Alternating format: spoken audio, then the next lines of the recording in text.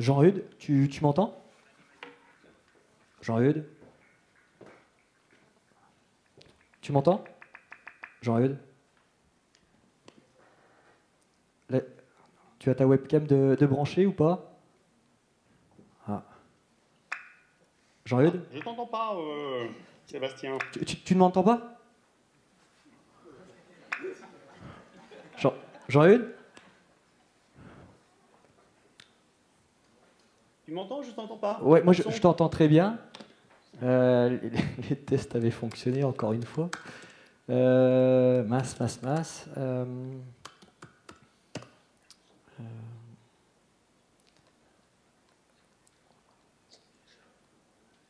Jean-Eudes?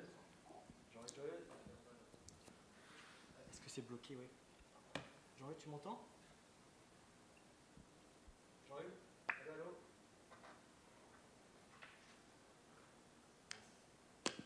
Jean-Eudes?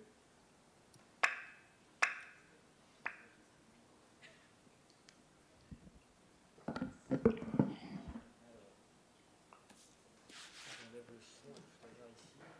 Jean-Eudes? Tu m'entends? Je vais rapprocher.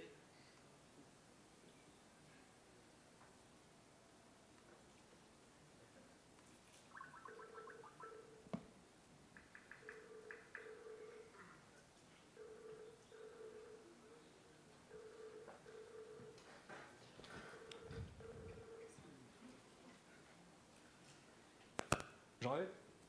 Jean-Eudes? Allô? Tu m'entends?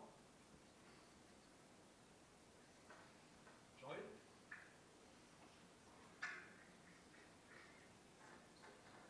Tu ne m'entends pas, Jean-Eudes? Bon, ce que l'on va faire, le temps que l'on répare... Charles, on va peut-être parler de la West Web Valley. Oui? Mince. Tu m'entends mieux, là? Le soir, il est ici.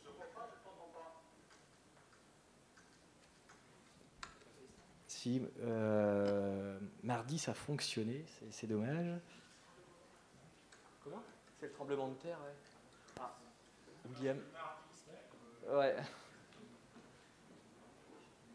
Donc ouais, là, j'ai enlevé. Hein. Ouais, mais là, il m'entend pas du tout. Jean-Eudes, tu m'entends? 1, 2, 1, 2. Jean-Eudes. Jean-Eudes.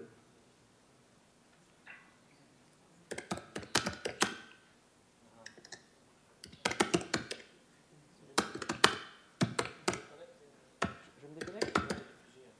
Ouais, non, mais là, je pense qu'il n'a pas partagé sa webcam.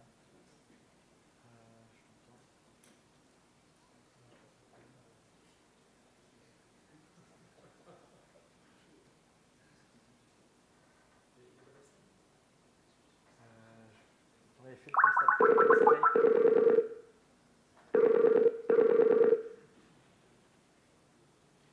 Tu m'entends là? Oui. Allô? Sébastien?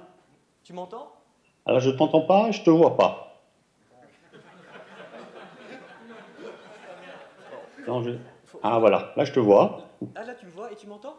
Je te vois mais je t'entends pas. Ah mince. Je t'entends pas. J'arrive à lire sur tes lèvres, mais il faut que tu parles doucement. William, est-ce que tu as une solution? Du texte, du micro, est-ce que tu veux les en texte? Ouais, on va faire des questions en texte. Alors,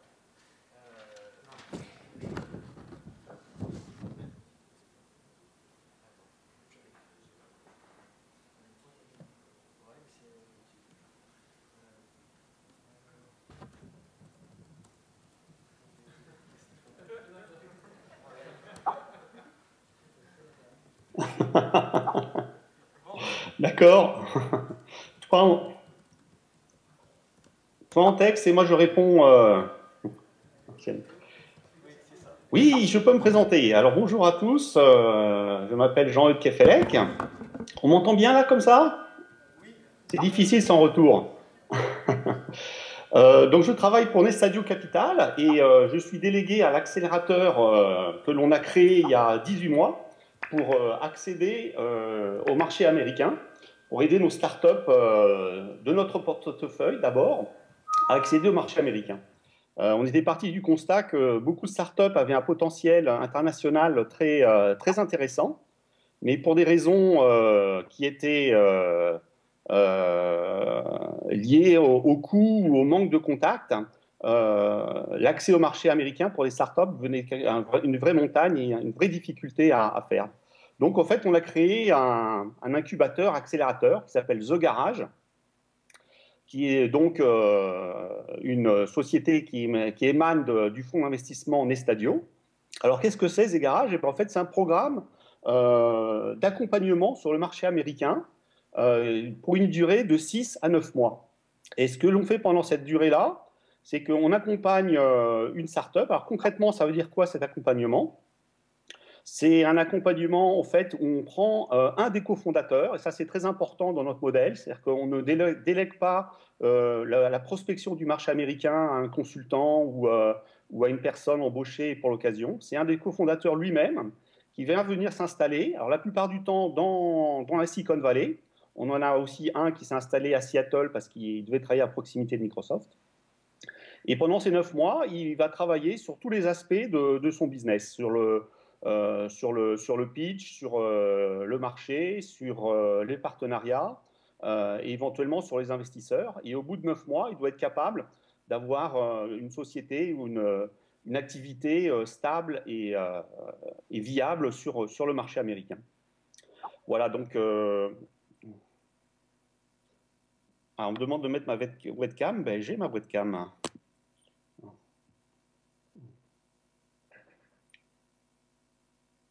Est-ce que c'est mieux?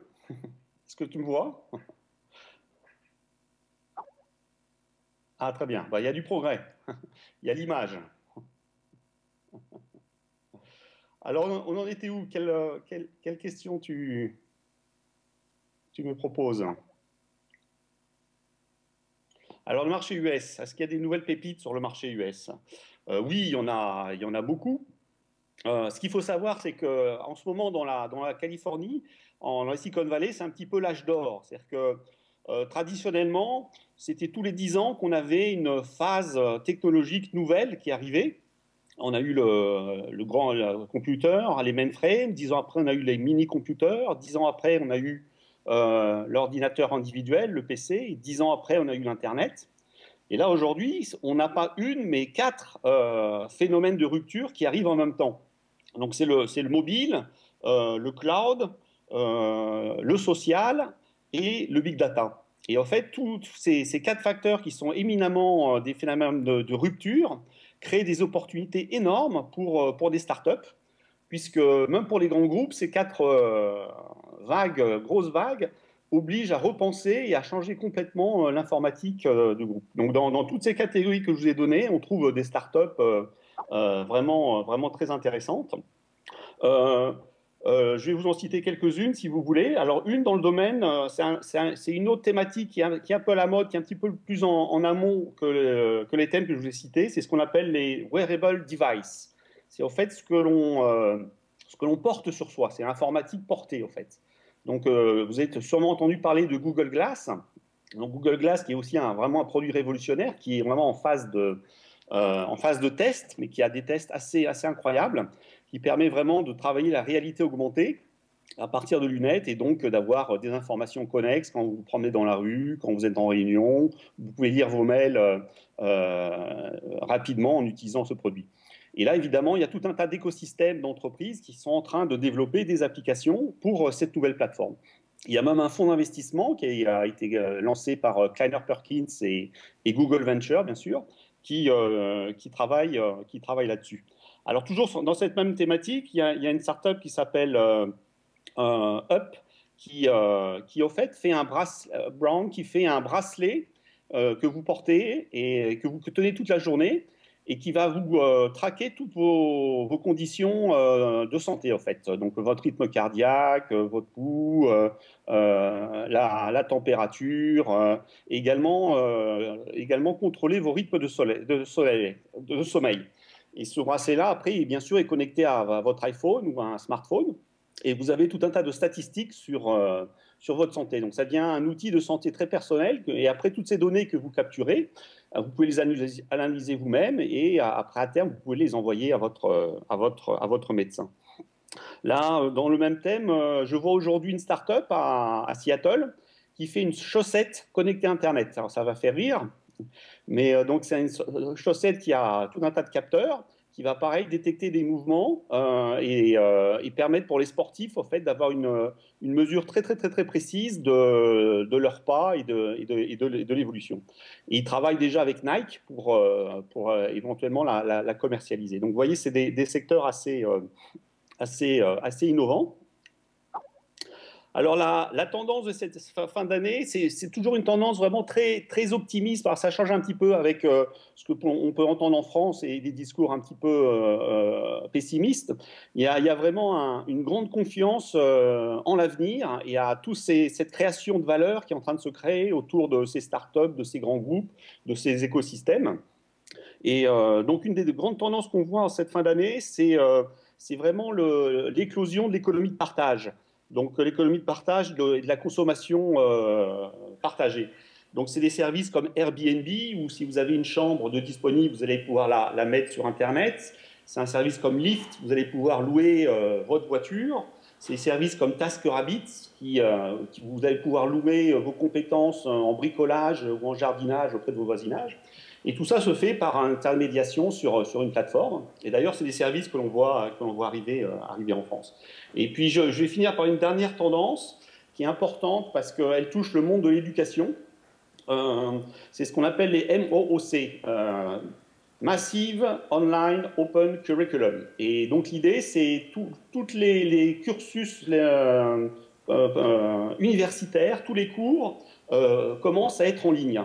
L'université, les collèges aux États-Unis, c'est quelque chose qui coûte très cher. Enfin, c'est à peu près des tickets de 50 à 60 000 $ par an pour y attendre. Et plusieurs mouvements se sont alertés de ces prix. Et donc, il y a des startups qui se sont lancées, quelques-unes que je vais nommer Khan Academy, Udacity, Code Academy pour le code, qui créent vraiment des programmes en partenariat avec l'université, complètement gratuites, et vous avez accès aux meilleurs experts mondiaux gratuitement depuis chez vous. Donc ça, c'est en train de révolutionner un petit peu le monde de l'éducation à l'université qui en a bien besoin. Bon, voilà, quelques tendances, il faut m'arrêter parce que... Ouais, autre question, du coup, la guerre, Google, alors, Facebook, Google, Facebook, Apple, Twitter. Oui, alors ça, on aime bien essayer de trouver les éléments de guerre, d'agressivité entre ces grands monstres. Alors, ce qu'il faut savoir, c'est à la fois des concurrents et des partenaires. Le terme américain qu'on emploie, c'est co-opetition. Donc, on co-opétite. Donc, on est à la fois en compétition et en... alors, clairement, sur le mobile, Google et Apple sont fait une guerre... vraiment fratricide. Ça avait très mal démarré où Apple a attaqué Google sur l'utilisation de brevets qu'il trouvait fallacieux.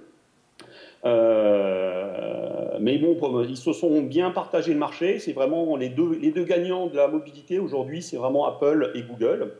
Alors, effectivement, ils sont très, très en concurrence. Google, pendant toute l'année dernière, était numéro 1 dans la vente des smartphones avec le Galaxy. Et avec la sortie du 5S et du 5C, Apple a repris le dessus et donc maintenant de nouveau numéro 1. Également donc Facebook et Twitter. Alors c'est vraiment des concurrents, mais plutôt des services qui, on se rend compte, sont très complémentaires. Alors Twitter, on parle beaucoup de Twitter actuellement parce qu'il y a un IPO qui est prévu. Mais en taille de marché, en termes d'utilisateurs, c'est quand même 5 à 6 fois inférieur à Facebook. Facebook, donc c'est 1 milliard d'utilisateurs. Twitter a à peu près 200 millions. Donc Twitter est très influent auprès des politiques, des journalistes, mais pour le réseau social de la famille et de tout le monde, c'est clairement Facebook qui a pris le dessus et qui a gagné la bataille du social network. Autre question, quelles sont les différences majeures entre l'Europe, la France et la Silicon Valley? Alors, quelles sont les différences majeures entre l'Europe, la France et la Silicon Valley? Ah, ça c'est une bonne question, une vaste question. Déjà, il y a une différence qui concerne la taille du marché. C'est évident que quand on fait une start-up aux États-Unis, on est tout de suite avantagés par la taille du marché. Tout de suite, vous pouvez avoir accès à plusieurs centaines de millions d'utilisateurs. La France, alors la France, c'est un intermédiaire parce que c'est à la fois un marché de taille moyenne, donc c'est suffisant pour démarrer une activité, mais par contre, ça va tout de suite ajouter des limites pour se développer d'une manière plus importante et concurrencer des Américains. Et l'Europe, la grande faiblesse de l'Europe, c'est que c'est morcelé. C'est que pour chaque pays, il faut une langue nouvelle, des fois des monnaies diverses, des réglementations diverses.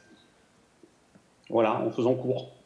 Ouais. Est-ce que la Silicon Valley, avec un E, est toujours l'Eldorado des startups ou bien est-ce que New York commence à s'imposer? Je crois que Jean-Eudes est réellement aujourd'hui à Détroit, si je ne dis pas de bêtises. Je ne crois pas qu'il soit à Palo Alto. Mais les bureaux sont... Oui, alors je dirais, oui, la Silicon Valley est toujours l'Eldorado des startups. C'est toujours l'écosystème numéro 1 pour faire des startups. Pourquoi? Parce qu'au même endroit, vous avez une concentration de grandes universités. Donc vous avez Stanford et UC Berkeley. Vous avez les grands groupes, tous les grands groupes qu'on vient de citer, Facebook, Google, Apple, HP, Intel, sont tous dans la Silicon Valley. Et également, vous avez énormément de capital risque. Donc vous avez plus de 50 milliards de capital risque disponibles pour les startups. Donc ça reste de loin l'écosystème le plus développé pour les startups. Cela dit, effectivement, il y a d'autres écosystèmes qui sont en train de se développer. Et ceux qui se développent le mieux, en fait, sont ceux qui n'essayent pas de recopier la Silicon Valley, qui est vraiment irremplaçable, mais d'utiliser au mieux leurs propres ressources. Donc, effectivement, tu parlais de New York. New York commence effectivement à être une place très intéressante pour les startups, mais pour les startups qui travaillent autour des médias, et donc avec Madison Avenue, et autour de la mode. Et il y a quelques VC aussi qui viennent de s'installer à New York. Google vient aussi d'ouvrir un bureau. Donc New York est un très bel endroit pour start-up. Il y a récemment une start-up française que l'on suit qui s'est installée à New York parce qu'elle son marché, c'était le marché de l'art et que c'était vraiment l'endroit où elle est. Mais je dirais que ce soit New York, Paris ou même Brest, toutes ces places ont leur carte à jouer pour développer leur propre écosystème de start-up. Il n'y a pas d'endroit spécial au monde pour démarrer. Le meilleur endroit pour démarrer sa start-up, c'est là où on est. Est-ce facile de recruter dans la Silicon Valley? J'ai entendu que les salaires étaient impressionnants, notamment au niveau des développeurs. Dans la Valley, c'est très difficile de recruter des ingénieurs. Les ingénieurs, c'est vraiment considéré comme une pièce d'or. Il y a un manque crucial d'ingénieurs. Donc les universités américaines n'arrivent pas à sortir assez vite d'ingénieurs. Et pour des raisons politiques un petit peu idiotes, c'est très difficile pour un étranger d'avoir un visa pour venir travailler aux États-Unis. Donc recruter est très très difficile. Donc nous, on déconseille aux startups qui veulent s'implanter aux États-Unis. C'est souvent une tentation pour elles de dire la France, c'est nul, j'en ai marre, personne ne m'aide, je vais aux États-Unis. Mais ils vont vite se rendre compte que recruter là-bas est très très difficile. Donc nous, on recommande de garder les équipes R&D en France. Il y a vraiment beaucoup d'aide et beaucoup de challenges pour avoir la R&D en France et par contre se développer au niveau marketing, business développement et management sur les États-Unis. Question, les accélérateurs sont fortement développés là-bas. Qu'en est-il par rapport aux incubateurs? Bon, c'est un petit peu deux mots un peu synonymes. Le mot accélérateur est plus à la mode, je dirais. L'incubateur, c'est plus un ancien mot en fait, qui sous-entend des services limités à l'hébergement physique, alors que l'accélérateur insiste davantage sur le coaching, le mentoring et également l'investissement. Il y a beaucoup d'accélérateurs qui investissent dans les sociétés qu'elles incubent.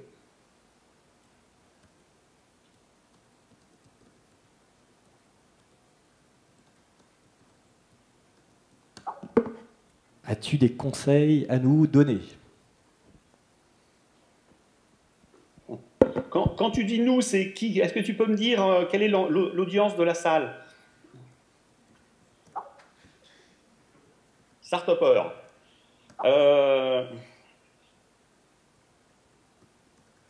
Très bien. Je pense qu'il y a c'est un des meilleurs moments, je pense, dans l'histoire de la technologie pour se lancer dans l'entrepreneuriat au niveau start-up. Donc le moment est bon. Si vous avez vraiment une idée, vous n'avez aucune excuse de ne pas la mettre en application dès maintenant. Ça, c'est vraiment très important. Ça coûte de moins en moins cher de développer sa startup et surtout, maintenant, avec justement tout le phénomène des social networks et de la big data, vous allez pouvoir récupérer très très vite en amont du feedback du terrain. Et ça, c'est nouveau. Avant, il fallait au moins 6 mois, 9 mois, voire un an avant de savoir si ce qu'on développait avait un sens ou pas. Donc aujourd'hui, vous pouvez vraiment le faire très rapidement et avoir du retour aussi très rapidement. L'autre chose également que je vous conseille, c'est de bien vous entourer.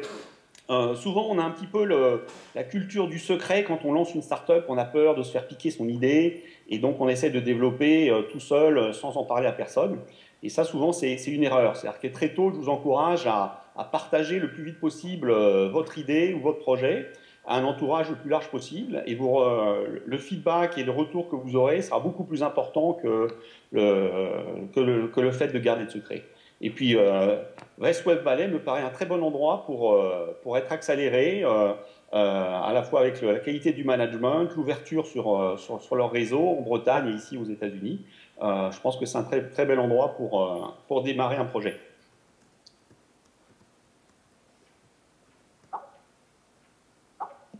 On va stopper là parce que c'est difficile du coup d'échanger. Bon, on a eu un tout petit peu de feedback du coup avec Jean-Eudes sur les États-Unis. Est-ce qu'il y a des questions peut-être dans la salle à poser à Jean-Eudes ou pas? Je peux faire la dactylo. Hein. Oui, Stéphane.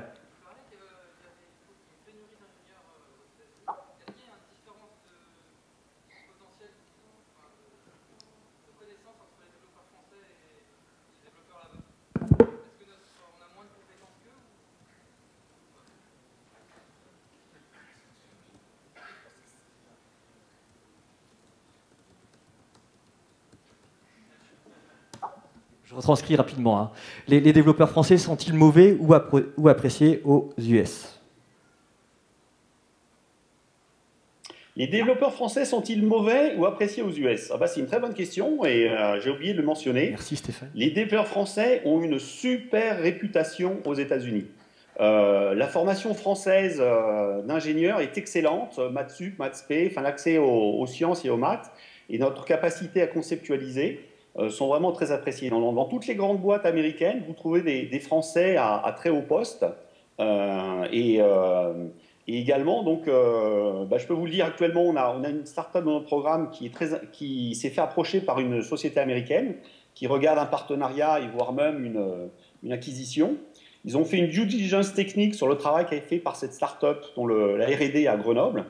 Et ils sont tombés par terre en se disant « mais c'est incroyable ce que vous avez réussi à faire avec 4 ingénieurs.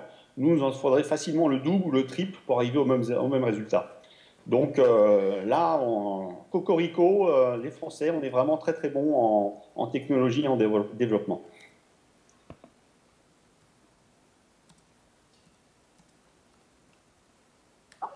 Donc, il y a une petite question du coup de Stéphane. Combien de startups accompagnées par Z-Garage? C'est ça, hein, pas par Nestadio. C'est un tout petit peu différent. Alors, dans notre première promotion, on a accueilli 5 startups. La deuxième promotion qui va démarrer là, à partir de l'année prochaine, on en aura à peu près une dizaine. Alors, elles ne viennent pas tous en même temps. C'est vraiment un accompagnement personnalisé.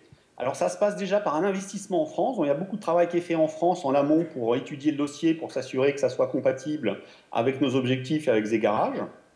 Et après donc une période de 6 à 9 mois d'accompagnement aux États-Unis. Donc pour le recrutement, si vous êtes intéressé, vous pouvez me parler, m'envoyer un mail. Ou alors je sais que Bertrand Bégin devrait être dans la salle. N'hésitez pas à lui parler. On travaille main dans la main sur tout le process de sélection. Allez, on va se tromper ici, on a pris un tout petit peu de retard. Merci du coup à Jean-Eudes. Merci Sébastien. Si ça n'a pas été simple. Et bonne fin de conférence. Salut. Au revoir. Hop, bonne journée.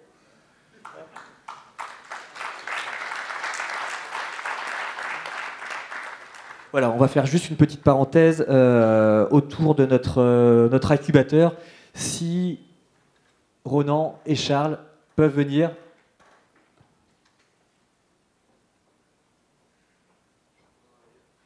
Comment? Ouais, Ronan arrive, ok, très bien. Voilà, on va faire vraiment une petite parenthèse de 5-10 minutes sur notre West Web Valley. Alors, tout le monde a compris. Bon, on a essayé de définir. Hein, la West Web Valley, c'est un accélérateur de projets Internet sur le territoire breton, porté par des entrepreneurs mettant à disposition des moyens humains et financiers en contrepartie d'une prise de participation dans la start-up. Du coup, ça a été lancé l'année dernière, à peu près à la même époque. Petit focus, donc on a eu sur la première saison, on a eu 16 dossiers. Nous avons sélectionné 2 projets.